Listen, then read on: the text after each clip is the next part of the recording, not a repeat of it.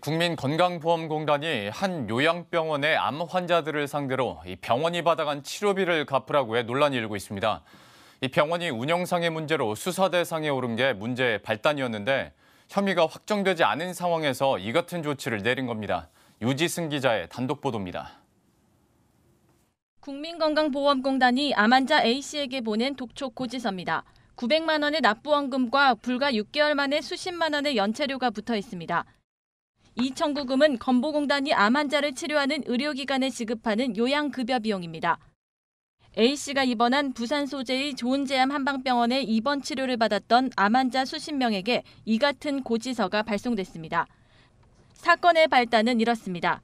2017년 운영상의 문제로 이 요양병원의 원장과 의사들이 수사 대상에 올랐습니다. 이후 입원했던 환자 중 일부 A씨를 포함한 84명이 보험 사기 혐의로 경찰 조사를 받았고 기소 의견으로 검찰에 송치됐습니다. 하지만 정작 문제가 된 병원 원장에 대한 수사는 아직 시작조차 되지 않았습니다. 더욱이 검찰은 이들 암 환자들에게 기소 중지를 내려 재판이 시작도 안 된 상태입니다. 암 환자들은 억울함을 주장합니다. 계속 병원에서 묵고 자고 치료했는데 왜 한수금이 나느냐. 환수 조치에 대한 이의 신청에도 건보공단은 내부 규정에 따른 것이라며 받아들이지 않았습니다. 건보공단으로부터 받은 환수 지침입니다. 수사기관의 수사 결과 등 구체적이고 객관적인 범죄 사실이 확인됐을 때 환수가 이뤄진다고 나와 있습니다. 전문가들은 혐의가 확정되지 않은 상태에서 이 같은 환수 결정은 있을 수 없는 일이라고 말합니다.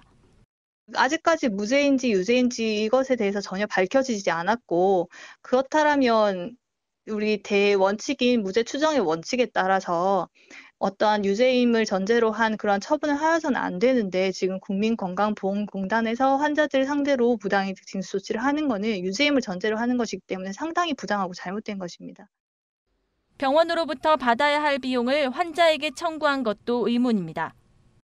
의료기관의 운영상 문제 때문에 수사가 시작된 건데 원장과 의료기관 관계자들에 대한 조사는 진행되지 않고 환자를 상대로 재판도 하지 않고 의료기관 의사가 챙겨간 돈을 달라고 환수한다는 건 말이 안 됩니다.